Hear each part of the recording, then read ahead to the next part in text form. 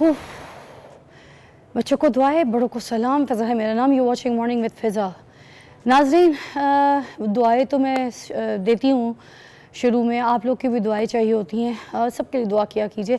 मैंने देखा है कि दुनिया में जब आप कोई भी कोशिश करते हैं, कोई भी एफ़र्ट करते हैं, जब वो नाकाम हो जाती है और आपका दिल टूट जाता है, आप दिल आज़ार हो जाते हैं और उसके बाद आप अपने कदम आगे नहीं उठाते मज़ीद किसी काम के लिए, तो उस वक्त कोई चीज़ काम नहीं आती है सिवाय एक चीज़ के, और वो है दुआ। और मोस्टली मैंने ये देखा है कि हम जो अपने लिए दुआ करते हैं ना, बड़ी बड़ी मतलबी दुआएं होती हैं। फॉर एग्ज़ाम्पल, हम अपने लिए बोलेंगे कि या अल्लाह हमें ये दे दे, या अल्लाह हमें इतना बड़ा घर दे दे। सामने वाले की अगर हम होंडा पे जा रहे हैं तो हम आगे से दूसरी गाड़ी क्रूज़र देखेंगे कि या अल्लाह हमें बड़ी क्रूज़र ना ये दे दे। हम ये स्टोरियाँ अपने दिमाग में जो है ना क्रिएट करते हैं और उसके बाद उनकी ख्वाहिशें करना शुरू कर देते हैं। कुछ लोग लालची होते हैं, कुछ लोग बिना लालच की भी ख्वाहिश करते हैं। अब वो जो बिना लालच की ख्वाहिश है उसके लिए ना कुछ लोग एफ़र्ट करते हैं कि हम इस ग्राफ तक आ जाएं, हमारे बच्चे, हमारी फैमिली इन चीज़ों में बैठे इंजॉय करे। वो वाली लालच नहीं होती। लालच जो एक गंदी लालच, मतलब जैसे अगर आपको कहा गया है कि आपके पास बहुत सारी चीज़ें हैं, आपके पास बहुत सारे कपड़े हैं और आपके सामने कोई मुस्तहिक लोग आते हैं, आप या फिर ऐसी कोई फैमिलीज आती है, उनको जब ना बांटें, उनको ना दें, वहाँ पे भी आप अपना हाथ खींच के रखें, ग्रीडी रहें, वो लालची होते हैं। कहीं खाने पे जाएं तो बस मुफ्ता किसी को लपेटना होता है, अपनी पॉकेट से कुछ ना जाए। ये वाली ज़रा लालच टाइप लोग होते हैं, लालची लोग होते हैं। मगर खैर, मैं बात आज इस मौके के ऊपर करूँगी कि आज फिर हमें पाकिस्तान में लोगों को दुआओं की ज़रूरत है। इतनी गंदी स्मोक फैली हुई है, इतनी गंदी स्मोक फैली। मैंने कल बताया था कि पाकिस्तान नंबर 1 पे, लाहौर नंबर 1 पे है और दिल्ली नंबर 2 पे है। और आज की तो एक गुड न्यूज़ है। क्या अस्तगफुरुल्लाह, इज़ दैट 609 इंडेक्स, मतलब नंबर 1 से भी ऊपर। क्या लेवल चाह रहे हैं हम यार, किधर जा रहे हैं। 150 पे लोग कहते हैं इमरजेंसी लगा दो, नाफिज कर दो। पूरे मुल्कों में लग जाती है, स्कूल्स बंद हो जाते हैं, सारे रास्ते ब्लॉक कर दिए जाते हैं, फजूल की गाड़ियाँ नहीं निकली जाती।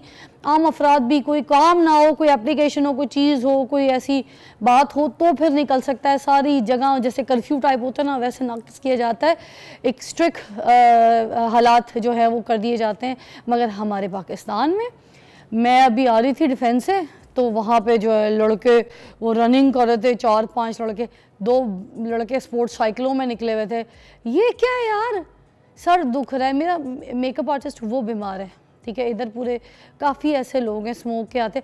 अच्छा, अभी जो आंखें सर दुखती हैं बहुत बुरी तरीके से स्मोक के, हम क्यों ना आज इसी के ऊपर बात करें। और सर दर्द जो है, एक तो स्मोक की वजह से हो रहा है लोगों को बहुत ज़्यादा, ठीक है। जिन्होंने वैक्सीनेशन करवाई हुई है उनको भी, जिनको नहीं है उनको भी।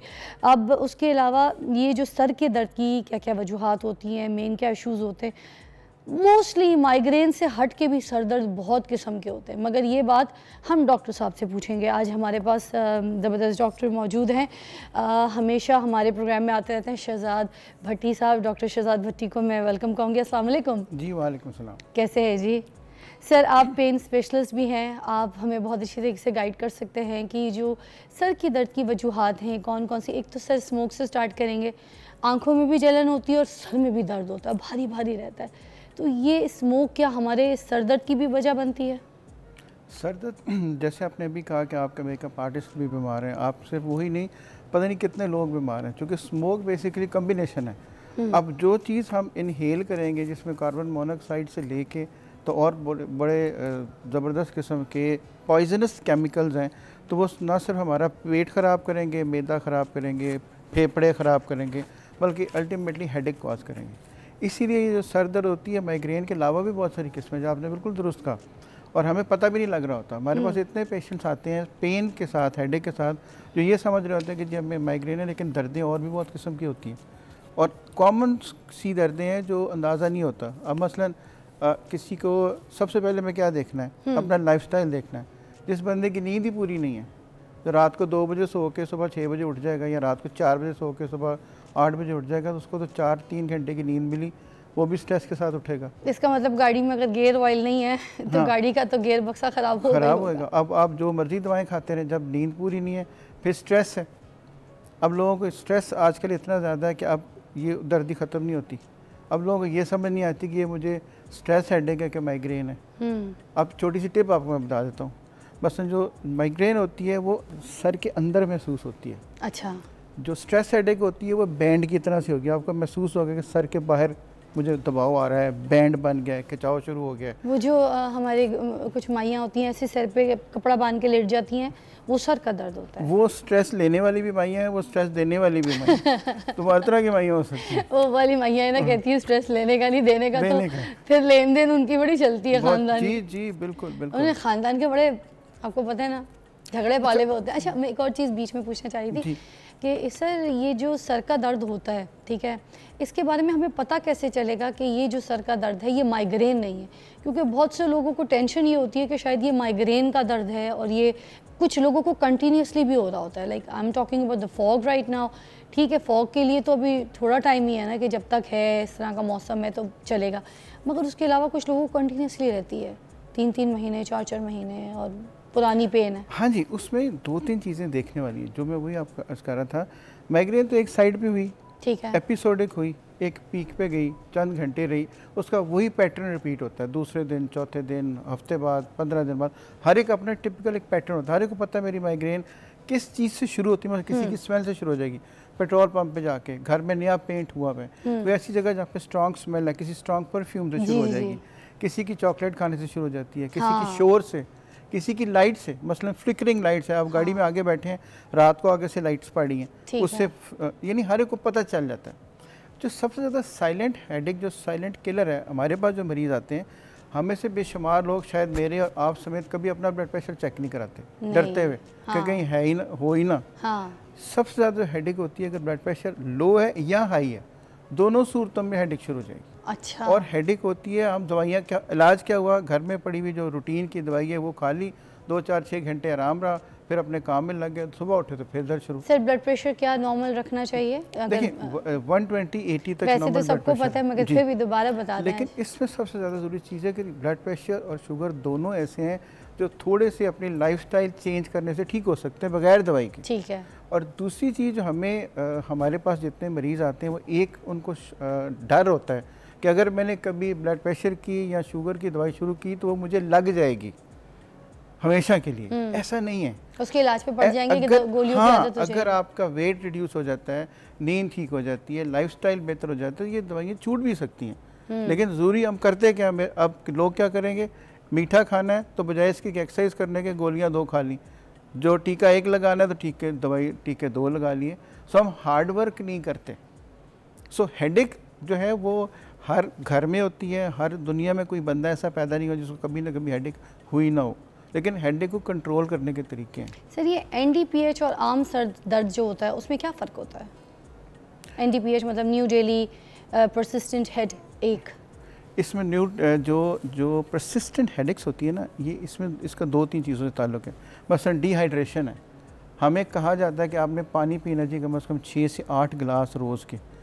वो अगर हम पानी नहीं पीते तो हमारे सारी बॉडी के अंदर पानी की मिकदार कम हो जाएगी, उससे भी एडिक्शन हो जाती है। ऑलराइट। दूसरी मिसकंसेप्शन मैं आपको क्लियर कर दूं कि जो कैफ़ीन लेने से, अगर कोई समझता है कि मैंने 4 कप कॉफ़ी पी ली है या 4 कप हमने चाय पी ली है तो मेरी पानी की मिकदार पूरी हो जाएगी, ये बिल्कुल उलट है। ये दोनों चीज़ें डायूरिसिस करती हैं, यानी पेशाब ज़्यादा लाती हैं, ज़्यादा और अल्टीमेटली पानी की कमी हो जाती है। अच्छा। तो पानी का मुकाबला पानी से हो सकता है, पानी का मुकाबला चाय से या कॉफ़ी से या किसी ड्रिंक से नहीं हो सकता। ठीक है। तो अगर आप पानी की मिकदार ठीक रखेंगे तो आपकी स्किन ठीक रहेगी, बाल ठीक रहेंगे, मूड ठीक रहेगा, बॉडी ठीक रहेगी, यंग दिखेंगे, ग्लो करेंगे, और साथ में ये दर्दें भी नहीं होंगी। क्या बात है। जैसे स्किन आपकी ड्राई हो जाती है तो आप मॉइस्चराइजर्स यूज़ कर रहे होते हैं, ठीक है, हाइलुरोनिक यूज़ कर रहे होते हैं ताकि आपकी स्किन जो है वो हाइड्रेट रहे। इसी तरह आपकी जब बॉडी डिहाइड्रेट हो जाती है तो डॉक्टर साहब के कहने का मतलब है कि उसको पानी के साथ ही हल किया जा सकता है, ना कि दवाइयों के साथ। एक ब्रेक लेंगे, ब्रेक के बाद ज्वाइन करेंगे। आज हम बात करें सर दर्द क्यों होता है, कौन कौन सी वजूहत होती हैं और इसका इलाज क्या है। We can take a call as well, take a break.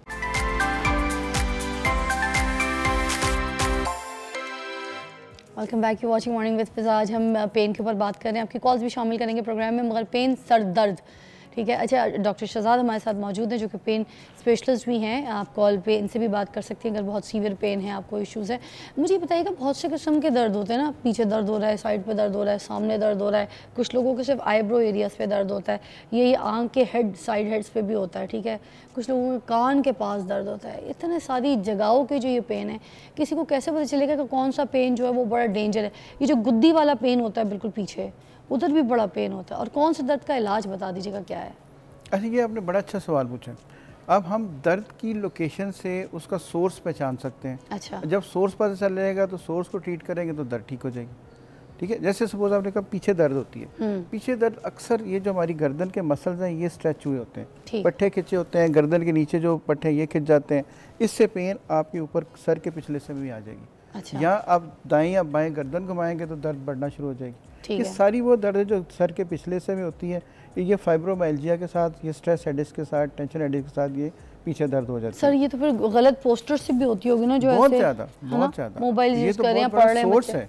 खास तौर पे जो कंप्यूटर इस्तेमाल करते हैं, जो लैपटॉप्स को लैब में रख के बेड पे लेट के इस्तेमाल करते हैं वो लोग, या जो सारा दिन फ़ोन पकड़ के बैठे रहते हैं, उनको तो बहुत ज़्यादा ही होती है। और दूसरा दर्द आप कौन सा कह रहे हैं? दूसरी चीज़ होती है दोनों कनपट्टियों पे दर्द होती है, ये साइडों पे, ये स्ट्रेस हेडेक है, ये वाली जो यूं जाती है आगे इस तरह, और एक साइड पे दर्द होगी और वो जो थोड़ा सा माइग्रेट करेगी तो वो आमतौर पर यहाँ आपको अंदर महसूस होगी जैसे कोई चीज़ चलना शुरू हो गई है, कोई मोटर चल रही है, तो ये मोस्टली माइग्रेन की निशानी होती है। अच्छा। फिर अगर आप थोड़ा सा आगे झुकते हैं और पता लगता है जी यहाँ पे मुझे दबाव आना शुरू हो गया है, तो ये साइनस हेडेक होती है।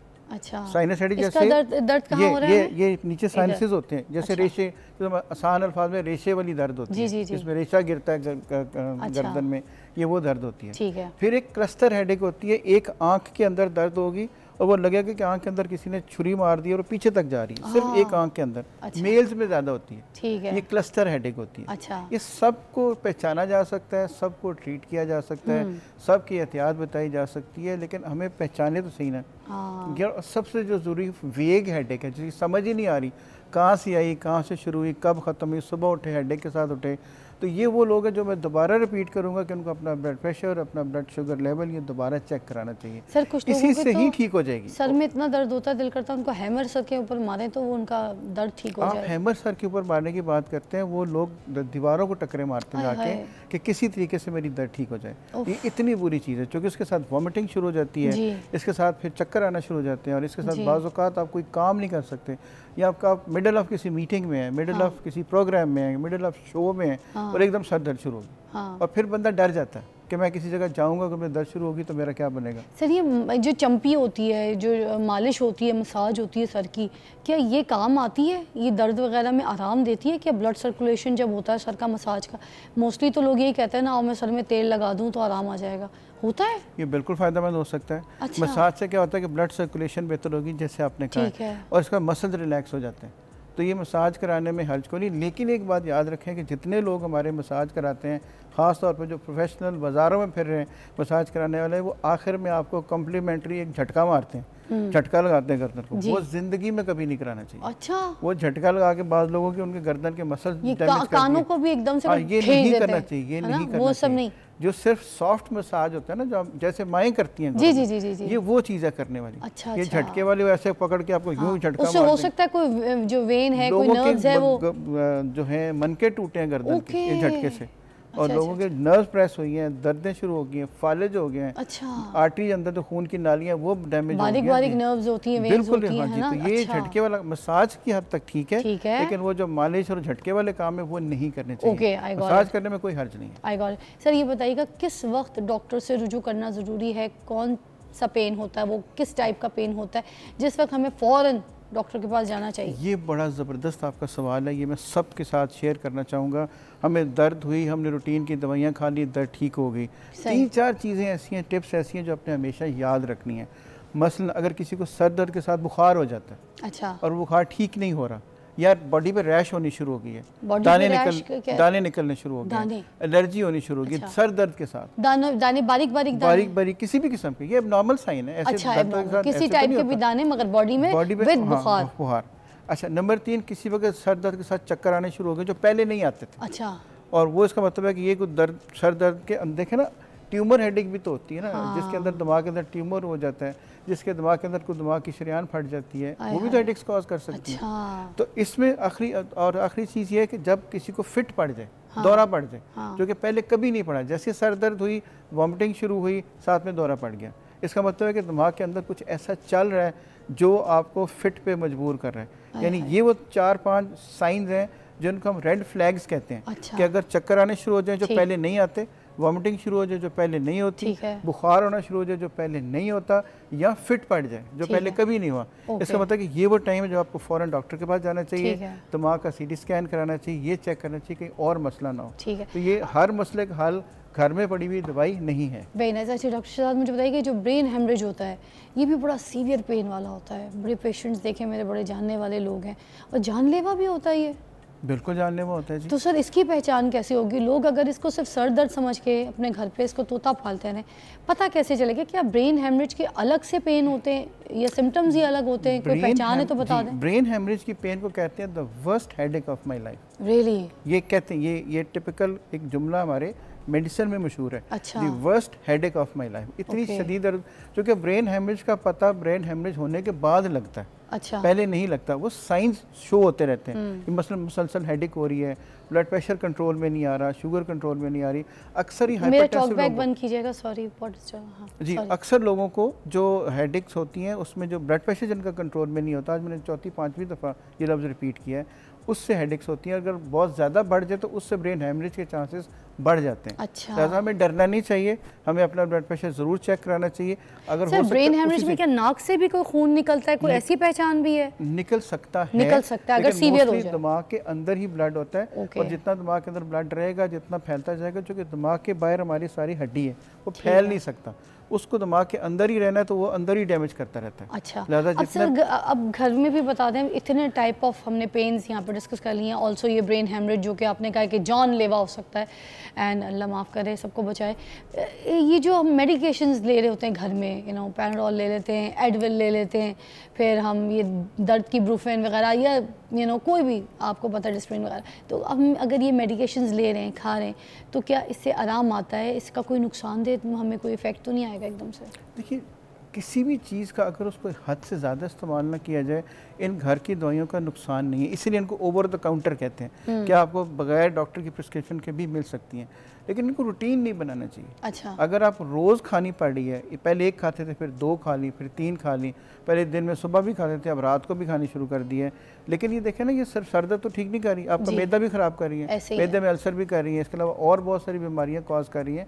तो वंस कि आपको ये महसूस हो कि ये मुझे रोज़ खानी पड़ रही है, ज़्यादा डोज हो गई है, ज़्यादा दफ़ा लेनी पड़ रही है, इसका मतलब है कि वो टाइम है जब आपको किसी प्रोफेशनल हेल्प की ज़रूरत है। क्योंकि आप ये देखें, हम डॉक्टर क्या करते हैं, हम पेन वालों का क्या काम है, we are trying to find the source कि दर्द की वजह क्या है। जब आप दर्द की वजह ठीक कर देंगे तो दर्द खुद ही ठीक हो जाएगी। सर एक ब्रेक लेंगे, ब्रेक के बाद दवाई ज्वाइन करेंगे। इसके बाद मैं ये पूछूंगी, जो मिथ बनाई हुई है बहुत सारी चीज़ों की, जिससे हम लोग जो है ना अपना इलाज करना शुरू कर देते हैं और हमें पता कुछ नहीं होता, इस पर ज़रूर बात करेंगे ब्रेक के बाद।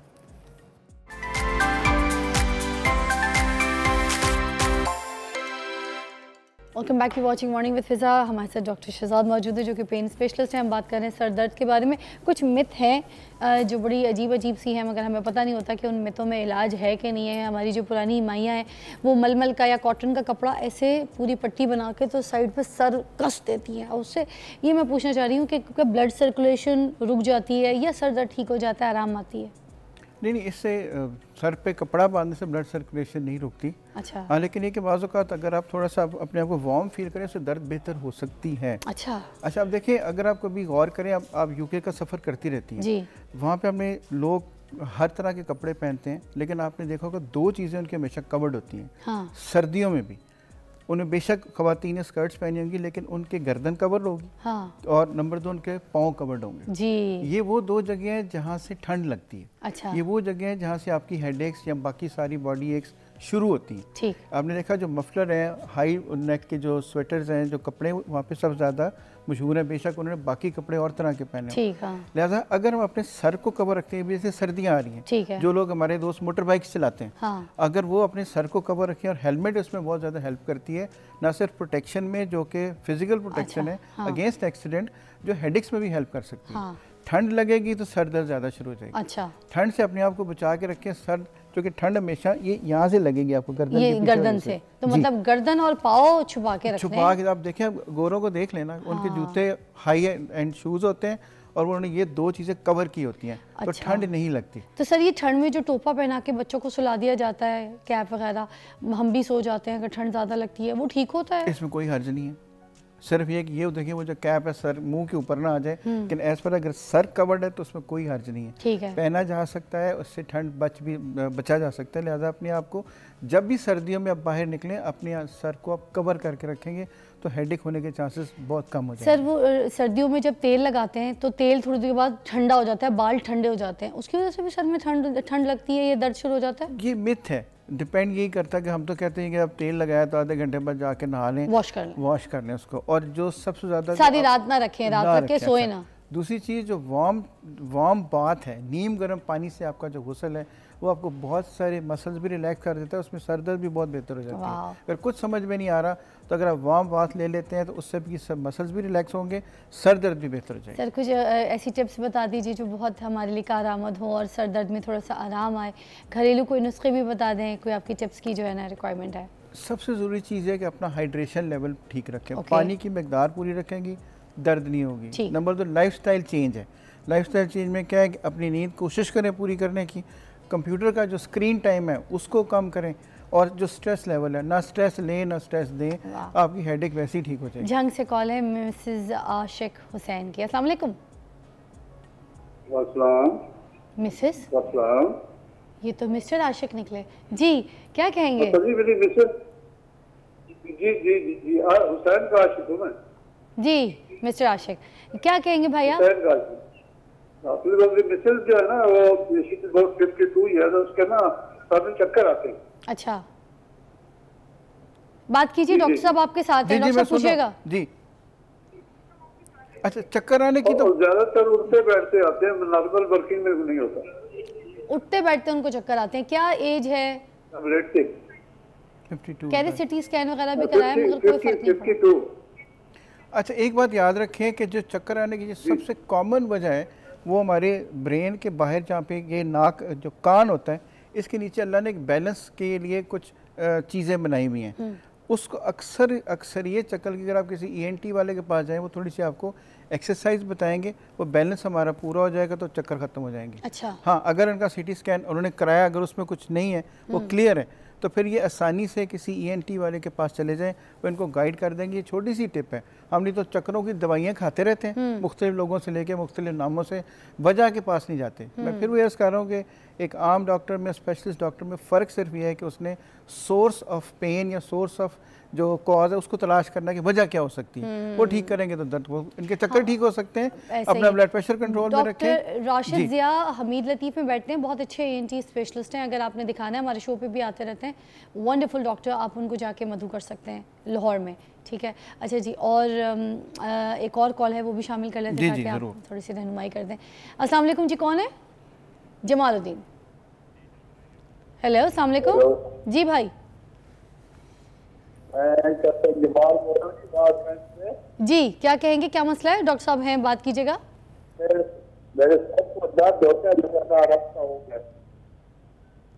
PCR से मुझे साथ साथ बताए भी, सर में दर्द होता है, क्या कह रहे हैं भाई? आवाज़ हमें क्लियर नहीं आ रही, मैं डॉक्टर साहब को बताऊं। सर में दर्द होता है, आगे 2-2:30 बजे तक इनको सर में दर्द रहता है। मसला बताइएगा।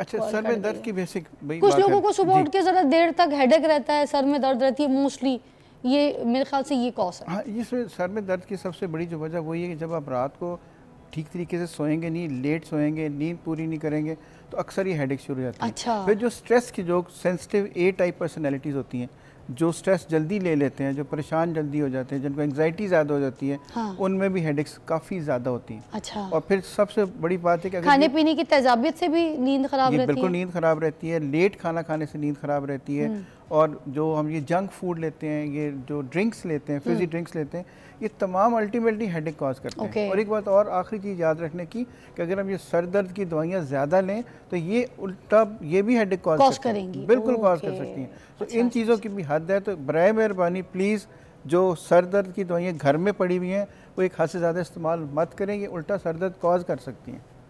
ठीक है, thank you so much doctor साहब, आपने बहुत अच्छी तरीके से हमें समझाया। कुछ एंड में फाइनल अगर आप किसी को कुछ कहना चाहते हैं, कोई गलत तरीके से ट्रीटमेंट करा रहा है, कोई गलत इस तरह से अपने जो कॉमन प्रॉब्लम्स होती हैं उनको देख नहीं रहा है, नज़रअंदाज कर रहा है, उनके लिए कोई मैसेज हो तो प्लीज़ गो अहेड। सिर्फ घर में मैं ये चाहूँगा कि हमारे ऐसे लोग हों जो घर में ठीक हो जाए, उनको हमारे पास आने की ज़रूरत ही ना पड़े। सिर्फ 2-3 चीज़ें याद रखें। एक, थोड़ी सी एक्सरसाइज कर लें, कोई वॉक कर लें, फिज़िकल फिटनेस होगी, हेडेक कम होगी।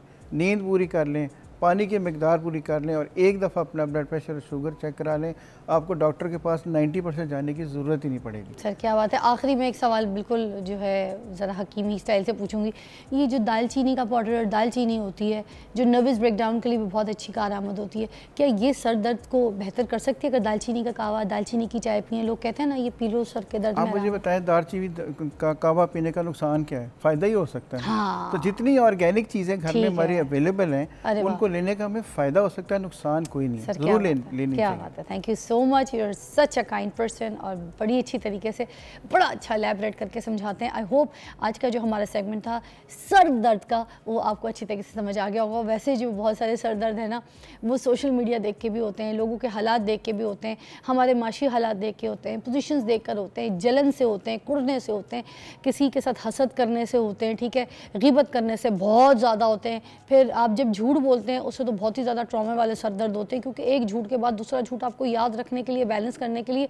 आपको जगह कोई नहीं मिलती, ठीक है।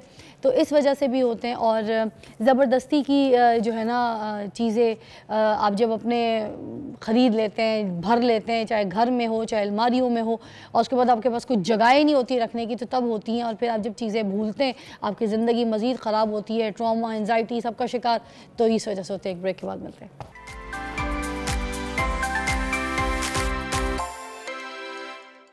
वेलकम बैक नाज़रीन, ज़बरदस्त गुड न्यूज़ के साथ मैं आपकी खिदमत में एक ज़बरदस्त गेस्ट से आपकी मुलाकात कराने लगी हूँ। मैं इनके बारे में बता दूँ कि अगर आप बात करें इंटरनेशनल फ़ाइटिंग टूर्नामेंट में जो ये सीज़न 3 हुआ था, पाकिस्तान ने भारत को 8-0 से हरा कर जो टाइटल है वो अपने नाम कर लिया है। ये गुड न्यूज़ है। पाकिस्तान मिक्स मार्शल आर्ट से फेडरेशन से हमारे साथ जो गेस्ट मौजूद हैं वो है Babar Raja, president Pakistan mix martial art federation. वाह जी, अस्सलाम वालेकुम, वेलकम और मुबारक हो। आपको भी मुबारक हो, तमाम पाकिस्तान को मुबारक जी, पूरे पाकिस्तान को ये जीत मुबारक हो। मेहनत आपकी है, मगर मैं बताऊं कि जो आपने लोगों को तैयार किया, ठीक है, सबको एक तैयारी करवाई और फिर इतना अच्छा ज़बरदस्त मुकाबला जो है वो मुनक्किद किया गया, और उसके बाद ये भारत के साथ जो स्पेशली जीत है वो बहुत ही कामयाबी के साथ आपने हासिल की। मुझे इसकी डिटेल बताइएगा, ये कैसा रहा, कैसा मुकाबला था, क्या जज्बा था, प्लीज़। इसमें एक पूरा जर्नी था। 1 साल से हम इसकी तैयारी कर रहे थे, कोशिश कर रहे थे। पहले हमने इस्लामाबाद में कोशिश की कराने की, वहाँ पे हमें कुछ ये हालात की वजह से परमिशन नहीं मिल सकी। फिर ऐसे गार्डन्स में हमने इसकी तैयारी की और एक वजह से वहाँ पर भी नहीं हो सका। और फिर हमारे पास आखिरी 2 दिन रह गए थे कि हमने ये कराना ही था, क्योंकि इंडिया की टीम आई हुई थी। इसमें पहली 3 फाइट्स अफ़गान के साथ थी। अच्छा। वो टीम आई हुई थी। तो मैं शुक्रिया अदा करता हूँ हमारे होम डिपार्टमेंट का, डीसी साहब का, चीफ मिनिस्टर का, तमाम ऐसे लोगों का जिन्होंने इसमें फिर आउट ऑफ द वे जाके उन्होंने हमें परमिशंस दी और 4 से 5 घंटे में हमारा वेन्यू भी तैयार हो गया और ये इवेंट भी हो गया। अरे वाह, अच्छा फिर ये कहाँ पे किया आप लोगों ने जब ऐसे गार्डन में नहीं हो सका? तो फिर हमने ये फिर पंजाब स्पोर्ट्स बोर्ड में बॉडी कांटेक्ट हॉल है वहाँ पर किया। अच्छा। वो एक इसी ऐसे ही गेम्स के लिए एक फैसिलिटी बनाई गई है। हाँ। और वहाँ पर फिर ये इवेंट हुआ और अल्हम्दुलिल्लाह बड़ा अच्छा हुआ। और लाइव भी गया। और सर क्या हौसला था जब इंडिया के साथ खेल रहे थे। आपको पता है सारे गेम एक तरफ, इंडिया पाकिस्तान के गेम में तो कंपटीशन बहुत ज़्यादा होता है, इंडिया भी बड़ी मेहनत करता है तो पाकिस्तान भी बड़ी दिल जान मेहनत करता है, ये जज्बा क्या था? बस मैं तो शुक्रिया अदा करूँगा इंडियन टीम का भी कि वो पाकिस्तान आए। सबसे पहले तो ये इतना बड़ा टास्क था, और लेकिन जब आप पाकिस्तानियों की बात करें और जब सामने इंडियंस हों, तो इन्होंने इस दफ़ा इतनी ज़्यादा तैयारी की थी, इतनी ज़्यादा तैयारी की थी, और फ़ाइट कैंप्स लगाए। आमतौर पे फ़ाइट कैंप 1 महीने का होता है, इन्होंने 6-6 महीने के फ़ाइट कैंप्स लगाए। अच्छा। और इस तरीके से इन्होंने तैयारी की थी कि डोमिनेट किया इन्होंने। कुछ फ़ाइट्स बहुत क्लोज गई 3-4, लेकिन उसमें भी इन्होंने हिम्मत नहीं हारी। अच्छा। तो ये एक बहुत ज़बरदस्त इनका एक शो डाउन था, और हम कोशिश कर रहे हैं कि अब हमें इंडियंस बुलाएं और हम उनके घर पे जाके उनको कुछ ना कुछ। सर कौन सा प्लेयर नंबर 1 पोजीशन पे रहा जिसने भारत को शिकस्त दे दी? हमारी 2 टाइटल फाइट्स थी, और उसमें मामोश रज़ा वो टाइटल जीता, और दूसरी फाइट रफ़ीक आफरीदी वो भी 3 फाइट्स लड़के बड़ा ज़बरदस्त वो भी जीता। सर इनके क्या निक नेम क्या थे इनके दोनों के? Rafiq the finisher Afridi, the finisher Afridi, और दूसरे पहले? और मामोश रज़ा है रेनेगेट। रेनेगेट क्या हुआ?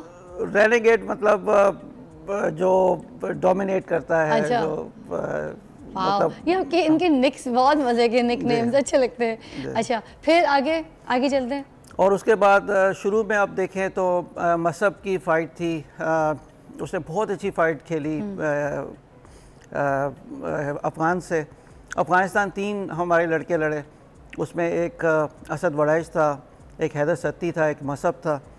तो मसब वो जीता, लेकिन बाकी 2 हारे, लेकिन वो भी बड़ा टफ मुकाबला था। अच्छा। और फिर जब इंडिया का शुरू हुआ तो बिलाल एक बहुत जल्दी पहले राउंड में बहुत क्विकली 40 सेकंड्स में वो जीता। हाँ। और उसके बाद सिलसिला शुरू हुआ। मुजाहिद बेग वो भी बड़ा एक टफ फाइटर था, उसके आगे वो भी जीता। और उसके साथ साथ फिर आगे गए तो जाहिद है हमारा एक टेक्सला का लड़का। हाँ। वो बहुत टफ फाइट जीता था। अच्छा। बहुत ही टफ फाइट थी वो। और इस तरीके से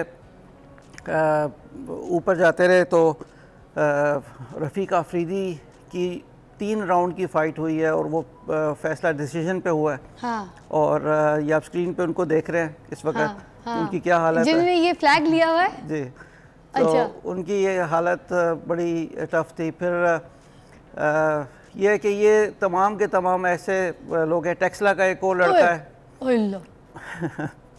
ये शुरू में ये लोग आई कैन इमेजिन। अच्छा एक ब्रेक लेंगे, ब्रेक के बाद जब वापस आएंगे तो फिर हम मज़े लेंगे और इस इवेंट के बारे में एलैबोरेट भी करेंगे, क्योंकि बहुत कामयाबी वाला जो है ये इवेंट है और हमारी जीत है। हम इंडिया से जीते हैं और पाकिस्तान की जीत है, तो हम खुशी तो मनाएंगे, जश्न तो मनाएंगे। Take a break.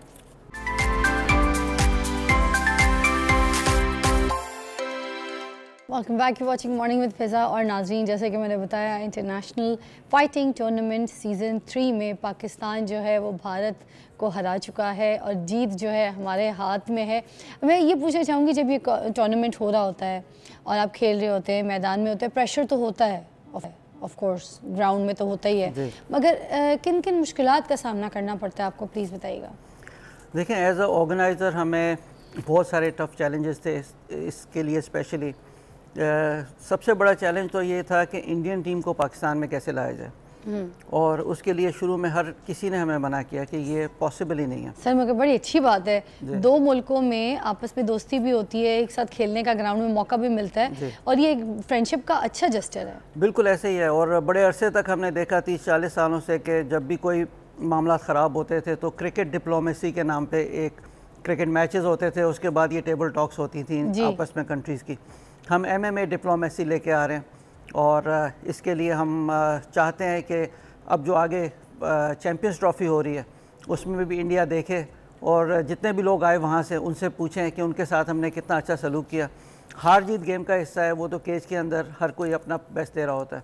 अदरवाइज़ वो एक बहुत अच्छा इम्प्रेशन लेके गए हैं इंडियंस यहाँ से। कितने दिन का उनका टूर था? उनका टूर तकरीबन 8-9 दिन उन्होंने यहाँ गुजारे। और कितने लोग थे? 12 लोगों का कॉन्टिजेंट था, और उन्होंने अच्छा होटल देखा, अच्छी हॉस्पिटैलिटी देखी, बाद में घुमाया फिराया, कुछ खिलाए, पाए खिलाए, उनको हरीसा खिलाया, कराया, लाहौर का टेस्ट भी दिया। लेकिन चूंकि ये फाइटर्स हैं, फिर ये इस तरह की चीज़ें इतना ज़्यादा खा नहीं सक रहे होते, लाइट पे होते हैं। बट ये कि अदरवाइज़ बहुत खुश गए हैं। अच्छा। और जहाँ जिस इंडियन चैनल पे हम उनको देख रहे हैं वो पाकिस्तान के बारे में अच्छी बात कर रहे हैं। और ये सबसे बड़ी कामयाबी है कि ये हमें लगता है कि आगे जो चैंपियंस ट्रॉफी आ रही है उसमें अब इंडिया सोचेगा कि देखें इंडियंस के लिए या किसी भी और फॉरेनर के लिए पाकिस्तान एक अच्छी जगह है और सेफ जगह है, और यहाँ आए, हॉस्पिटैलिटी अच्छी है। गेम के अंदर तो हार जीत होनी है, वो तो जिसने जीतना है, खेलना अच्छा, वो जीत जाएगा। सर ये भी तो बताएं आप, जैसे हम अपनी भी बात कर रहे हैं, मगर जब हम अपोजिट पार्टी के साथ खेल रहे होते हैं, हम ऑन ग्राउंड होते हैं, हमने अपने खिलाड़ी तो बहुत अच्छे तैयार किए होते हैं, मगर आप जिनके साथ खेल रहे हैं सामने वालों में उनकी क्या क्या तैयारियां थी, वो किस तरह की परफॉर्मेंस में थे, वो कितने ताकतवर थे, उनकी कैसी प्रैक्टिस थी, उनमें से किसी की कोई अगर आपको बहुत अच्छी लगी प्रैक्टिस तो बताइए ना। देखिए उसके अंदर 3-4 फाइट्स बहुत क्लोज गई हैं, और क्लोज फाइट का होता यही है कि एंड में आप अपनी विल पावर पे जीत रहे होते हैं। अच्छा। तो और हमारे पास 3 ऐसे लड़के थे जो इंडिया के नेशनल चैम्पियंस थे 4-4, 5-5 दफ़ा की। अच्छा। और इंडिया की आबादी आपको पता है, वहाँ का नेशनल चैम्पियन होना बहुत बड़ी बात है। वाह। तो ऐसा नहीं है कि वो कोई कमज़ोर लोग थे या वो कोई तैयारी में नहीं थे। होता है गेम में किसी दिन आपका नहीं चल रहा होता है या आप किसी, और फिर ज़ाहिर है उनको उनके शूज़ में अगर आगे देखें, वो पाकिस्तान आए थे, उन्होंने एक उनके हिसाब से एक रिस्क लिया था कि वो पाकिस्तान जा रहे हैं और पता नहीं क्या होगा। और जब यहाँ आए और उन्होंने टीवी चैनल्स पे सबको यही इंटरव्यू दिए कि ये तो हम जैसे ही हैं, हमारे साथ ही बात करते हैं। और तो हमने उनसे पूछा कि आप हमें कोई एलियन समझ रहे थे कि क्या समझ रहे थे? तो अल्हम्दुलिल्लाह पाकिस्तान की इमेज बहुत ऊपर गई है इस इवेंट से। Sir what's the future plans? Future में सर हमने फौरी तौर पे हमने रिक्वेस्ट की है इंडियंस को कि अब वो हमें बुलाएं और हम उनकी धरती पे आके एक इवेंट वहाँ करें, और एक तीसरा इवेंट हम प्लान कर रहे हैं एक न्यूट्रल कंट्री में। Very nice, very nice, thank you so much. आप साथ अपनी जीत जो है सेलिब्रेट की, आप हमारे पास दोबारा आए, और जैसे ही आप आए थे, इससे पहले भी जब आप जा रहे थे तैयारी के लिए, हमने आपको कह दिया था कि जीत हमारी है ना जी। Thank you so much. एक छोटी सी ब्रेक के बाद मिलते हैं, देखते रहिए मॉर्निंग विद फिजा।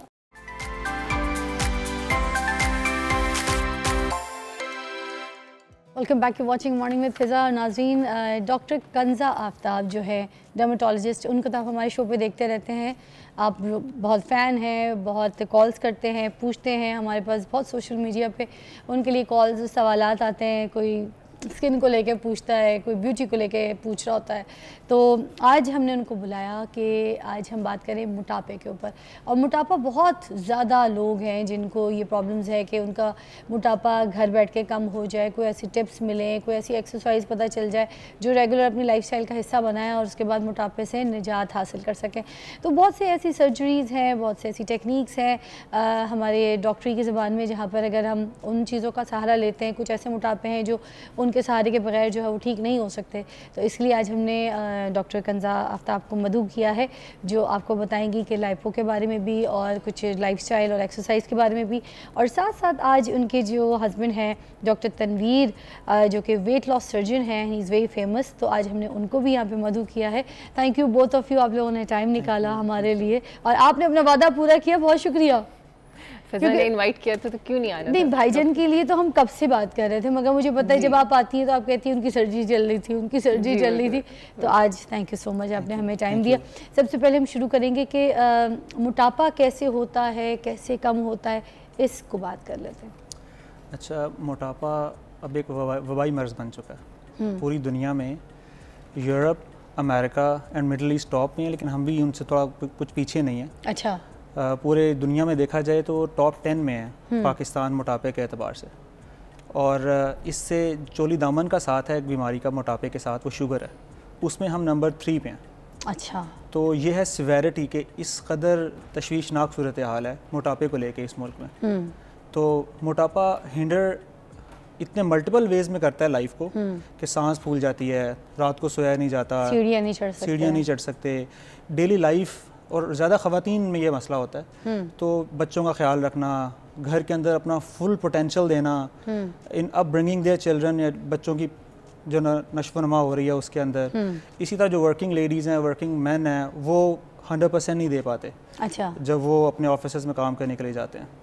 और मर्द हजरात भी तो जैसे काम करने के लिए निकले हैं, गाड़ी पे बैठे हैं, बस पोजीशन बैठी बैठी गए हैं, ऑफिस में बैठे एक ही चेयर पे बैठे रहे। बहुत से बैंकर हजरात भी ऐसे ऑफिस वाले जो काम वर्कर होते हैं उनकी भी पोजीशन इसी तरह की हो जाती हैं, उनके लाइफस्टाइल में ऐसी कोई रनिंग एक्टिविटीज़ नहीं होती, उनको भी होता होगा। बिल्कुल, ये देखें टॉप पे तो ये चीज़ है कि लाइफस्टाइल बहुत ज़्यादा चेंज हुआ है इन लास्ट 50 to 100 ईयर्स, कि अभी आसाइशें इतनी आ गई हैं कि फ़िज़िकल एक्सर्शन रही ही नहीं है। ठीक, लिटरली है ही नहीं। ठीक, like even lower socio economic status के अंदर भी जो लोग हैं वो उनके लिए कम्यूट सफ़र करने की सहूलियात इतनी ज़्यादा हैं मोटर बाइक की सूरत में या पब्लिक ट्रांसपोर्ट की सूरत में कि वॉक कोई बंदा नहीं कर रहा है आजकल। डेली लाइफ में वॉक है ही नहीं, पार्क खाली हैं, अस्पताल भरे हैं, यही हो गया।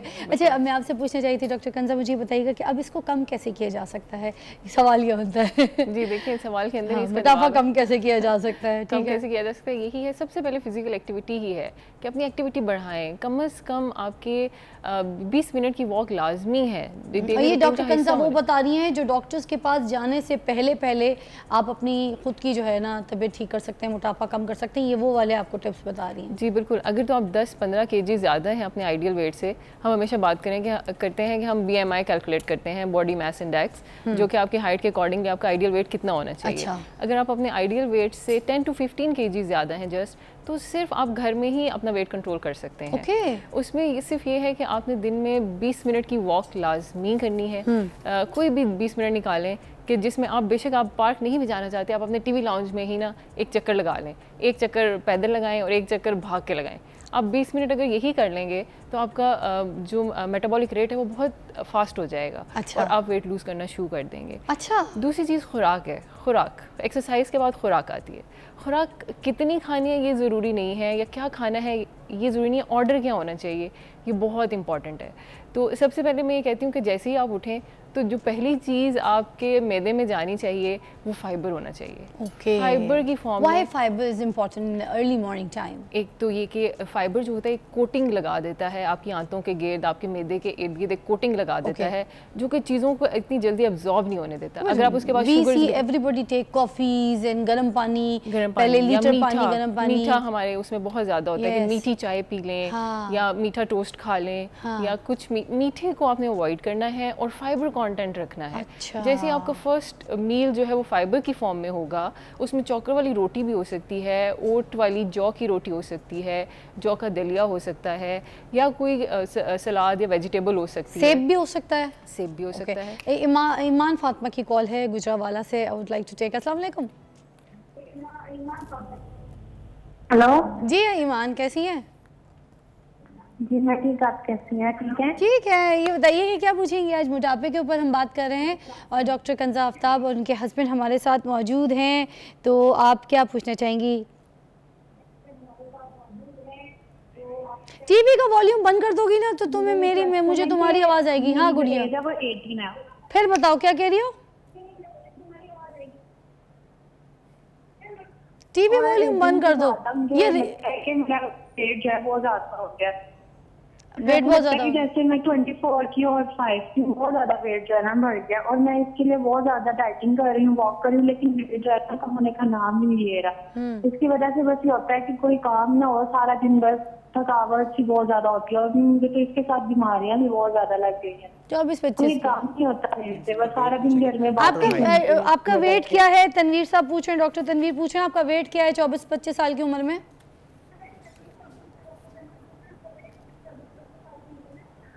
वेट मेरा है 75, 78। वो हाइट क्या है? और हाइट क्या है? हाइट क्या है? हाइट कद क्या है? कद काट क्या है? हाइट तो बहुत ज्यादा है, हाइट की वजह से तो इतना लगता नहीं है। मैं जिससे पूछ रहा होता था कि आपकी हाइट के मुताबिक आपका ठीक है। क्या है हाइट? क्या है वो डॉक्टर साहब पूछ रहे हैं। हाइट 6 के अबव राउंड है। 6 माशाल्लाह। सुनो लड़की हो, ये तो बिल्कुल नॉर्मल है। ये तो अमेरिका लंदन की लड़की है। ये तो भाई तुम्हें कंफर्म पता है लड़की कि 6 फीट की हो? मैं 5'9.5" हूँ हैं। जी मुझे तो लोग खंबा कहते हैं। मैं जिससे पूछता कि मेरा वेट है 6 फीट की लड़की है यार, वाह। एक तो 5'6" होगी 5'6" होंगी मैं, है ना, इसीलिए 75 मैं इतना लंबा कद, मुझे खंबा खंबा कह के लोगों ने परेशान। अच्छा जी, टीवी बंद नहीं हुआ, मगर मुझे कॉल बंद करनी पड़ी, जो समझ आ गया मैं आपको जवाब देती हूँ जी। डॉक्टर तनवीर क्या कहेंगे? देखें, अगर इनकी हाइट 6 फीट है जो ये कह रही हैं नहीं 5'6" ही है, नहीं होता। अगर हाइट इनकी 5'6" है और 75 इनका वेट है तो she does not need to worry at all, इनको परेशान होने की ज़रूरत नहीं है। रियली? जी जी बिल्कुल, क्योंकि ये डूएबल है। जो डॉक्टर कंजा भी कह रही थी वो करें कि लाइक ऑर्डर खाने का ऐसा करें कि फाइबर लें और फिर हेल्दी चीज़ें लें, कार्ब्स में जिस तरह जो होता है या सैगो होता है वो लें, और ये 2 चीज़ें कार्ब्स में लें, ठीक है। और इसके अलावा प्रोटीन लें कोई 80 to 90 ग्राम्स। लाइक अगर 1 ग्लास दूध लेंगी, 1 कप छोटा कप जो दही का लेंगी, और 1 लेंटल सूप का कप लेंगी पूरे दिन में, और 2 कप लेंटल सूप के, तो इससे 80 ग्राम्स प्रोटीन का पूरा हो जाएगा। लेंटल सूप में वो जो लाल वाली दाल होती है, मसूर की दाल या कोई भी दाल कोई भी दाल, लाल लोबिया भी चलेगा। ओके, रेड बीन्स के, अच्छा ठीक है ठीक है। और वो दिन का हो गया 2 कप ये लें, और साथ 1 ग्लास दूध लें, ठीक है, और 1 कप दही का लें। अच्छा, ये 4 चीज़ें लेंगी, ओके, तो इनका प्रोटीन रिक्वायरमेंट पूरा हो जाएगा। वाह ग्रेट, ठीक है। और रात को? और इसी तरह जो 2 कप अगर ये लेती हैं सैगो के या जौ के, जैसे मर्जी, दलिया बना लें, उसका मैश कर लें, उसको आटा बना के रोटी बना लें उसकी, in what ever form she likes, जैसे इनका दिल करता है। ओके, वो लें दिन में 2 बार। अच्छा, ये भी 2 बार है? जी, 2 बार, तो इनकी कार्ब्स की रिक्वायरमेंट पूरी हो जाएंगी। ठीक है। इसके अलावा ये दिन में 1 फ्रूट ले सकती हैं, कोई 1 केला या 1 सेब, और 1 इस तरह हाथ तो के अंदर। लोग जो कहते हैं केले से मोटे होते हैं, कोई ऐसा मसला तो नहीं? ऐसा नहीं है। केला रिचेस्ट सोर्स है, डाइटरी सोर्स है मैग्नीशियम का, पोटेशियम का, और मल्टीपल माइक्रोन्यूट्रिएंट्स का। मार्केट में इतने अच्छे केले आए हैं, प्लीज़ केला खाइएगा आप इस तरह। देखें अभी आपको डॉक्टर बता रहे हैं तो सुन लिया करें। मोहम्मद नकाश की कॉल है, वो भी शामिल करते हैं प्रोग्राम में। अस्सलाम वालेकुम। मैडम जी भैया, क्या पूछेंगे नकाश भाई? मैंने देखा मेरा मोटापा पेट वाला बढ़ता जा रहा है। ओए होए, क्या उम्र है, क्या वेट है? यही चीजें इनसे 20 एज है मेरी, 28 एज है, और मेरे 4.9 पता है, 4.9 कद है, कद है 4.9 कद है, ठीक है। अशारिया अच्छा लगा भाई मुझे। अच्छा, मसला क्या आ रहा है, क्या टेंशन आ रही है? वेट कितना है? बस मेरा पेट का मतलब बढ़ता जा रहा है। वेट कितना है? वेट 65। 65 इतना कोई वेट तो नहीं है। 49, हाइट बहुत छोटी है। हाइट छोटी उसके हिसाब से ज़्यादा है? आप बताइएगा ज़रा। BMI कैलकुलेट किया? 32 इनका BMI आ रहा है। तो हम देखें, जैसे एक समझाने के लिए एक बात है कि 18 to 25 BMI नॉर्मल होता है। इनका BMI आ रहा है 32 का मतलब है ये अब ओबेसिटी क्लास 1 यानी मोटापे के दर्जा अव्वल में शामिल हो गए हैं। ओके। तो इस जो मोटापे की क्लास 1 है ना, इसको हम रिवर्ट कर सकते हैं विद एक्सरसाइज। यही जो हमने कहा है कि 20 मिनट आपने भागना भी है और चलना भी है, 3 मिनट चल लें, 2 मिनट भाग लें, ये 20 मिनट रोज़ाना होगा। और साथ में क्या होगा कि जैसे हमने फ़ाइबर की बात की है, जैसे अभी डॉक्टर तनवीर ने एक बड़ी अच्छी नुस्खा बताया कि इतनी चीज़ें आप ये खाएंगे तो आपकी प्रोटीन और कार्ब्स पूरी हो जाएंगे। बस इस पे चलना है आपने। तो इसमें आप 10 से 15 kgs 2 से 3 महीने में आराम से कम कर लेते हैं। लेकिन अब अगर इससे ज़्यादा कम करना है तो फिर हमें कुछ मेडिकेशंस या कुछ प्रोसीजर्स का सहारा लेना पड़ेगा। उसके ऊपर आएंगे हम मगर एक ब्रेक के बाद। और आप कॉल कर सकते हैं, जैसे ही आप कॉल करें तो आपका वक्त बचेगा, हमारा भी बचेगा। बहुत इंपॉर्टेंट टॉपिक डिस्कशन हो रही है मोटापे के ऊपर। आपने आते के साथ ही अपना वेट बताना, अपनी हाइट बतानी, अपनी उम्र बतानी और प्रॉब्लम बतानी है। Take a break.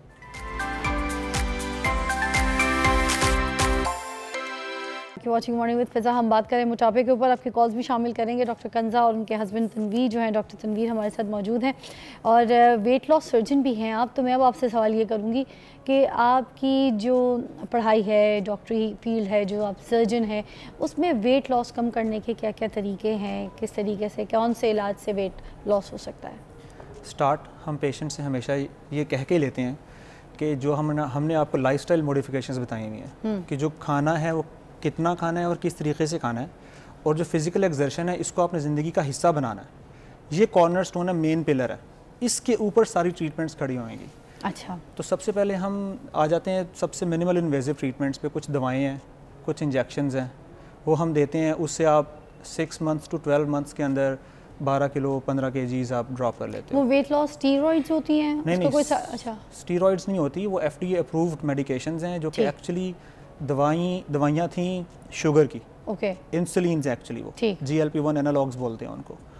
उनसे वेट लॉस होता है। अच्छा। तो पूरी दुनिया में वेट लॉस के लिए वो इंजेक्शन यूज़ हो रहे हैं। जिससे मैदा छोटा होता है? नहीं नहीं, ये इंजेक्शन है जो बिल्कुल इंसुलिन की तरह लगता है पेट के ऊपर। ओके, अच्छा अच्छा, ये काफ़ी सेलिब्रिटीज़ ने कराया। मैं इसको थोड़ा सा होल्ड करके कॉल भी शामिल कर लेती हूँ, ताकि हम चाह रहे हैं कि जितने लोगों के मसले ठीक होते हैं आज आप लोग की वजह से हो। साइमा की कॉल है। अस्सलाम वालेकुम। जी साइमा। जी वालेकुम अस्सलाम। फिजा आप कैसी हैं? मैं आपकी बहुत बड़ी फैन हूँ। बहुत शुक्रिया। मुझे ये बताइएगा गुड़िया मसला क्या है आज? क्या टेंशन हुई? कोई मोटापे वाला सीन चल रहा है? क्या है? जी मैं गुड़िया नहीं मेरी एज 48 इयर्स है। गुड़िया ही हो? वेट 86 kg है। अच्छा, वेट 80। हाँ जी, और इसके अलावा मेरी हाइट है 5 फीट। सिर्फ 5 फीट के हिसाब से 86? बहुत ज्यादा है मेरी जान, बहुत ज्यादा है। एक बात मैंने और करनी थी कि कई सालों से हम लोग ना सादा या गर्म पानी पी रहे हैं सुबह निहारना। अच्छा, तो प्लीज आसान उर्दू जुबान में मुझे बताइएगा। सर प्लीज बताइएगा, पहले आप फिर आप सादा लफ्जों में समझा दें, बहुत परेशान है वाकई यार, बहुत ज्यादा है। हाँ देखें साइमा, आपका जो वेट है और हाइट है इसके ऊपर कोई ना कोई तो मेडिकल इंटरवेंशन का सहारा आपको लेना ही पड़ेगा। अच्छा, ठीक है। नंबर 1 ये सोच लें, अच्छा मतलब सर्जिकल प्रोसेस पे जाना ही पड़ेगा। जी जी बिल्कुल बिल्कुल। तो अगर तो ये हम एक सर्जरी करते हैं, अगर ये करवा लेती हैं तो 3 मंथ्स में इनका 30 किलोग्राम्स लूज़ हो जाएगा। तो हम क्या सर्जरी है? स्लीव गैस्ट्रेक्टमी अगर हम करेंगे तो इन नेक्स्ट 6 पहले महीने में 10 से 15 kg ड्रॉप हो जाता है। अच्छा। उसके बाद नेक्स्ट 3 to 4 मंथ्स के अंदर 30 to 40 किलोग्राम्स ड्रॉप हो जाता है। सर ये क्या होती है सर्जरी? ये कट वाली सर्जरी है, ये लेज़र सर्जरी है, ये कोई इंजेक्शन वाली है? मुकम्मल बेहोशी में होती है, कैमरे की मदद से होती है। 20 to 40 मिनट्स का कुल दौरानिया है। अच्छा। 1 नाइट हॉस्पिटल स्टे होता है इसके अंदर। और पोस्ट ऑपरेटिवली हम आपको फॉलो करते रहते हैं और छोटे छोटे चावल के दाने के बराबर 3 या 4 कट लगते हैं। अच्छा बस? बिल्कुल। और कट कहाँ लगते हैं? पेट पे। पेट पे? हाँ, उसके अच्छा, जरिए उस कट लगा के उससे क्या करते हैं? कैमरा? उसके जरिए कैमरा जाता है, इंस्ट्रूमेंट्स जाते हैं और स्टमक पे हम ऑपरेट करते हैं। ठीक है सर, काटते कैसे? पेट पे कट लगता है कैमरा डालने के लिए, जी ठीक है। बिल्कुल। अंदर फिर उसके वो कैमरे के साथ क्या सिस्टम? क्या अंदर हम जाते हैं तो स्टमक मैदा जो होता है, इट्स लाइक अ मैंगो, अगर सबने हमने शक्ल देखी हो साइंस की किताब में बना होता है, आम की शक्ल का होता है, तो हम उसका 80% चंक काट के निकाल देते हैं। वो कैसे काटते हैं? जब चावल का दाना? नहीं, वो उसमें इंस्ट्रूमेंट्स जाते हैं ना। ओह, इतने से चावल के दाने के अंदर? हाँ जी, इतना से सुराख है, इंस्ट्रूमेंट्स इसमें से जाते हैं। अच्छा। और बाकी जो 2 सुराख हैं वो तो उससे भी आधे हैं, 2 मिलीमीटर 3 मिलीमीटर का एक इंसिजन होता है। अच्छा। तो अब जैसे आप इस सर्जरी से, और ये कितनी देर की सर्जरी होती है? 20 to 40 मिनट्स। 20 to 40 minutes. अच्छा, फिर ये हीलिंग प्रोसेस उसका कितने टाइम का है after stitching and everything? 2 nights हम हॉस्पिटल में रखते हैं। 2 nights 1 night. On day 7 patient जैसे ही हम आज सर्जरी की है ना, शाम को पेशेंट मूव अराउंड कर रहा होता है, पानी के सिप्स लेना शुरू कर देता है।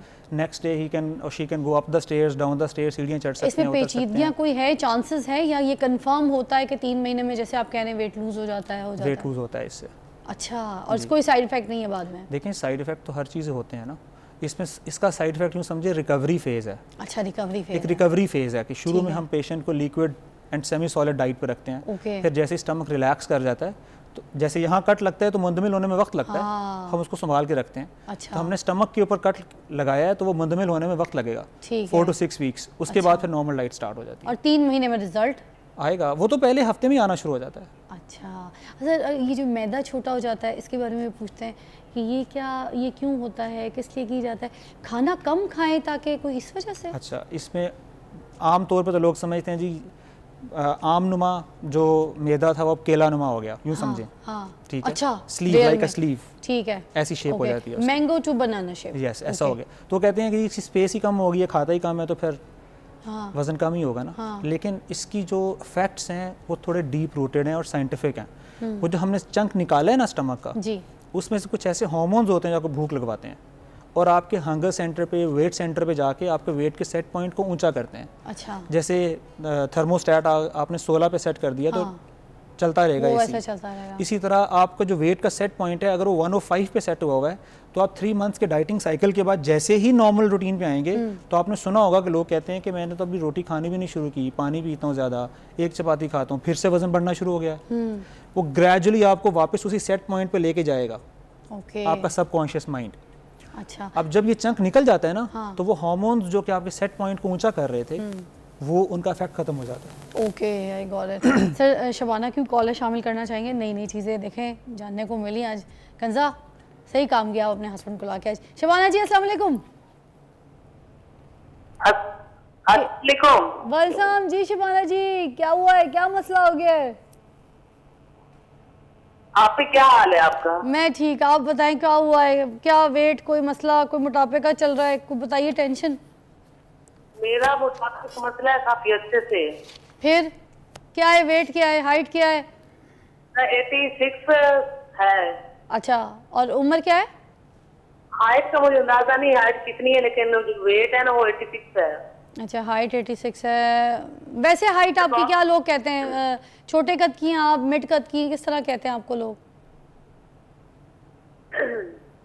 मैंने दवाई वगैरह तो ली है, मेडिकल भी ली है, दूसरा क्या कहते हैं उसको, टीवी पे बताते हैं दवाई वगैरह, मैंने ली है, पानी गर्म करके लिए कैंग वगैरह, ये सब चीजें मैंने बड़ी ट्राई की है। अच्छा, लेकिन ना मतलब मुझको ऐसा कि वैसे, लेकिन खूब खराब मेरे तो छाई ज्यादा बढ़ रही हूँ। अच्छा अच्छा, मैं बड़ी परेशान। अच्छा मुझे हाइट बता दें, उन्होंने आपका वो निकालना है चार्ट, क्या कद आपका क्या कहते हैं लोग? ऊपर ही होगी। किससे ऊपर होगी? 5 फीट। 5 ऊपर ही होगी थोड़ी। 5 से ऊपर होगी, 5 से ऊपर होगी तो वेट तो ज्यादा है। जी कंजा जी। जी, जैसे इन्होंने बताया ना 5 फीट हाइट और 86, तो ये तकरीबन इनका 35 के अराउंड BMI बनता है। 35 का मतलब है कि ये टाइप 2 में चली गई है, मतलब दर्जा दौम में चली गई है मोटापे के। अच्छा। तो अब यहाँ पे जो है सिर्फ एक्सरसाइज और डाइट का कंट्रोल करने से ये बिल्कुल अपने आइडियल वेट पे नहीं आ सकती। फिर इसमें हम दर्जा दौम और दर्जा सोम जो होता है, इसमें जैसे अभी डॉक्टर साहब ने बात की, हमें ज़रूर किसी न किसी ट्रीटमेंट की ज़रूरत पड़ती है, किसी न किसी तरीका इलाज को हमने ऑप्ट करना होता है, चाहे तो हम इसमें स्लीव गैस्ट्रेक्टमी की तरफ चले जाएं। वो क्या है? जैसे अभी जो अभी बताए थे, ठीक है, जैसे मैंगो से स्लीव बना देते हैं, ठीक है, मैदा छोटा करना है और ठीक है। या फिर दूसरा तरीका ये होता है कि अगर ये कहें जी मेरा पेट बहुत बड़ा है और यहाँ पे फैट का चंक सबसे ज़्यादा है, बाकी मेरे आर्म्स भी ठीक हैं और मेरी लेग्स भी ठीक हैं, तो हम क्या करते हैं कि उस फैट के चंक को लिपोसक्शन के थ्रू निकाल देते हैं। अब जैसे सेंट्रल फैट आपका निकलता है तो ये वही काम करता है जो मैदा छोटा करने वाला चीज़ काम करता है, कि आपकी जो सेट पॉइंट है वेट का वो नीचे आ जाएगा, और ये है कि आप तेज़ी से इंटरनल फैट भी लूज़ करना शुरू कर देंगे, क्योंकि ये सेंट्रल फैट जो है ये भी आपकी इंसुलिन रेजिस्टेंस करता है, शुगर लेके आता है, ब्लड प्रेशर की बीमारी, दिल का मर्ज, तो इसको निकालना बहुत ज़रूरी होता है। ठीक है, ये निकाल देते हैं तो इससे इनका 4-5 kg फौरी तौर पे कम हो जाता है, और उसके बाद फिर हम लाइफस्टाइल मॉडिफिकेशन पे यानी कि एक्सरसाइज और डाइट पे पेशेंट को शिफ्ट कर देते हैं। ठीक है, और उसके थ्रू फिर आप वेट लॉस करते हैं। अच्छा, सहरिश की भी कॉल है। अस्सलाम वालेकुम सहरिश, क्या कहेंगी? सहरिश जी क्या कहेंगी? वालेकुम सलाम सहरिश, क्या कहेंगी? हाँ जी, मेरा वेट 5.3 है, हाइट मेरी, और वेट मेरा 85 है, एज मेरी 32 है। हाँ जी, एक क्या हुआ है? एज मेरी 32 है। एज 32 है। जी तनवीर भाई। अच्छा, इनसे पूछने में कोई शुगर ब्लड प्रेशर, आपको कोई शुगर ब्लड प्रेशर कोई ऐसे मसले तो नहीं है ना? कुछ भी नहीं है, कुछ भी नहीं। 32 एज है, शी इज ऑलमोस्ट फाइन। अच्छा सहरिश बताया ना।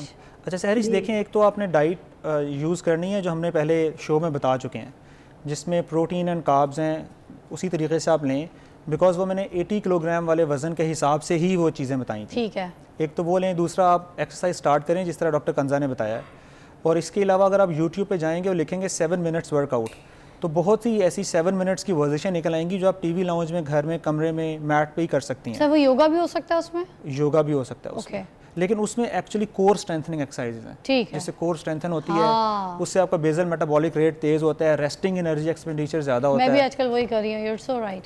तो कोर स्ट्रेंथनिंग एक्सरसाइजेज 7 मिनट्स अगर आप पूरे 24 घंटे में 7 मिनट कर लेंगे, वक्त ज़्यादा है और स्टेमिना ज़्यादा है, तो 7 मिनट प्लस 7 ऐड करते जाएं। अरे वाह।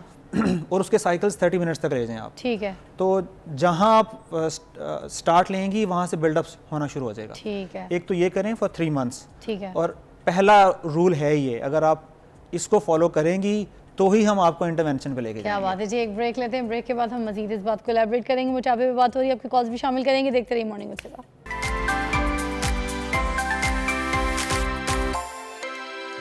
Welcome back, you watching morning with Fiza. Doctor Tanveer weight loss surgeon और हमारे साथ डर्माटोलॉजिस्ट डॉक्टर कंजा आफ्ताब हमारे साथ हैं, और आज आपको सिर्फ और सिर्फ ये बता रही है कि अपने अपने मोटापे को कैसे कम करना है वेट लॉस के लिए, और कौन सी ऐसी सर्जरीज होती हैं, कौन से इलाज होते हैं जो बहुत इंपॉर्टेंट है। आपकी कॉल्स भी हम शामिल करेंगे, बट मेरे पास टाइम बहुत कम रह गया है। I know it's a big issue, और पूरे पाकिस्तान का जो है ये बहुत सीवियर टेंशन है। अच्छा, ऑपरेशन के बारे में आप बात कर रहे थे, तो और भी कुछ ऐसी सर्जरीज हैं उसके बारे में बता दें। वो जो बॉल पेट में रख देते हैं, वो क्या बैलून पेट में रख देते हैं, व्हाट इज़ दैट सर्जरी? उससे भी वेट कम होता है? अच्छा, वो एक मिनिमल इन्वेसिव तरीका है जिससे हम कैमरे के ज़रिए स्टमक के अंदर एक बैलून रख देते हैं जिसमें पानी भर देते हैं। ठीक। वो फैल जाता है, तो वो काम करता है जो हम पहले समझ रहे थे कि स्पेस ही कम है तो खाई कम जाएगा। ठीक। लेकिन वो एक टेम्प्रेरी मेजर होता है, वो जैसे ही निकलेगा फिर से भूख लगेगी और फिर से वज़न बढ़ेगा। अच्छा। वो उन लोगों के लिए है कि जिसने बहुत थोड़े वक्त में बस थोड़ा सा वज़न कम करना है और देन उसको कोई ज़रूरत नहीं है वज़न कम करने की। अच्छा, वो जो बैलून आप रखते हैं वो बाद में निकाला भी जा सकता है? जी जी बिल्कुल, वो खुद ही निकल जाता है। ठीक है, वो हम उसको बर्स्ट कर देते हैं, कुछ खुद ही बर्स्ट हो जाते हैं ख़ास टाइम के बाद और वो खुद ही निकल जाता है। उसके भी कोई साइड इफेक्ट नहीं है? साइड इफेक्ट तो देखें हर चीज़ के होते हैं, लेकिन हमें एक्सप्लेन करना पड़ता है ना पेशेंट को बैठा के। हम वी कांट टेल, हम ये सब कुछ यहाँ नहीं बता सकते। अच्छा, वेट लॉस की जो सबसे महंगी सर्जरी है वो कौन सी सर्जरी होती है जो बड़ा लाइफ टाइम अच्छा टाइम निकाल देती है? वो तो सर्जरी ही है। अच्छा, कौन सी वाली सर्जरी? वेट लॉस का सबसे देर पा हल और सबसे बेहतर हल आज तक की तारीख में सर्जरी ही है। Surgery lipo? No, not lipo, weight loss surgery, bariatric surgery. अच्छा, जो आपने पहले बताई। जी बिल्कुल। ओके। उसके अंदर डिफरेंट सर्जरीज हैं, हम one surgery best for all नहीं कह सकते। जो आप पूछना चाह रहे हैं। सर, आप बहुत सारे लोगों की बात करें, हमारे तो सेलिब्रिटी हैं, वो तो बैठ के बताते भी हैं और बड़ी अच्छी बात है। इस तरह के आइकॉन्स जो हैं, जो लोग उनको पसंद करते हैं, वो अपनी वेट लॉस जर्नी बताते हैं, अपनी ट्रीटमेंट्स बताते हैं। ये बड़ी अच्छी बात होती है और ये सदका जारिया है। ठीक है, एक मोटापा बीमारी है और उस बीमारी को दूर करने के लिए किसी की भी रहनुमाई की जाए, वो सदका जारिया है। तो अदनान समी खान साहब, बिग नेम, उनके डाई हार्ट हम सारे फ़ैन हैं।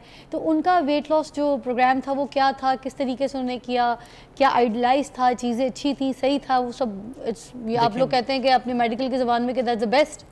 देखिए, वेट लॉस सर्जरी तो बहुत से लोगों ने करवाई हुई है, जो स्क्रीन पे आपको नज़र आते हैं। ठीक है, ठीक है, लेकिन चूँकि अगर किसी ने खुद डिस्क्लोज नहीं किया हुआ है तो we can't say it for sure कि उन्होंने करवाई हुई है। अच्छा। लेकिन इतनी बड़ी ट्रांसफॉर्मेशन विदाउट सर्जरी नहीं आ सकती। नहीं आती। ठीक है। ह्यूमनली यूजुअली लॉजिकली पॉसिबल नहीं है जी कि आपने 6-7 महीने के अंदर या 12 मंथ्स के अंदर इतना ज़्यादा ट्रांसफॉर्म कर लिया। ऐसे ही है। ठीक है, कि आप पहले बहुत ज़्यादा हैवी थे, लाइक 300 किलोग्राम से भी ऊपर थे, और अभी आप जो है ना 70 किलोग्राम या 100 किलोग्राम के हो गए हैं। तो ये मुश्किल है विदाउट सर्जरी। जी।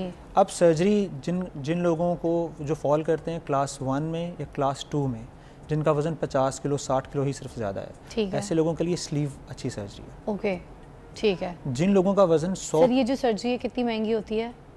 पैसों की सूरत में बता दूं मैं आपको? बताएं ना सर। अच्छा, देखिए, इसमें मिनिमम जो पैसे, चार्जेस, हॉस्पिटल स्टेट, एवरीथिंग, इसमें ऑलमोस्ट 3 to 4 लाख खर्चा तो है। अच्छा, और वन टाइम खर्चा ये वाला? वन टाइम जो बड़ी सर्जरी आप कह रहे हैं? जी बिल्कुल। अच्छा, जी बिल्कुल। उसके बाद ये जो बैलून वाली सर्जरी है, इसका कितना एक्सपेंस हो जाता है? ये इससे यूँ समझें कि 25% कम खर्चा होगा इसके ऊपर।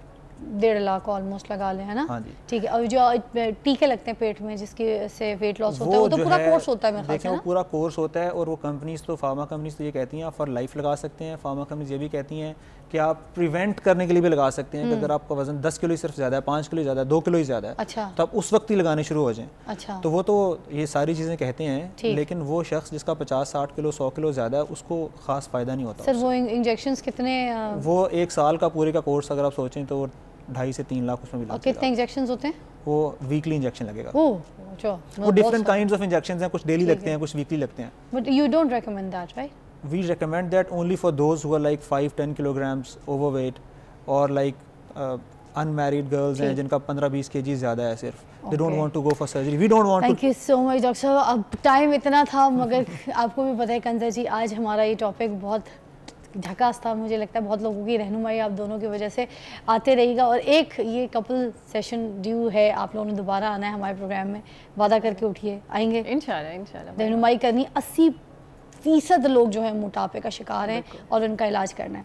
अल्लाह हाफ़िज़।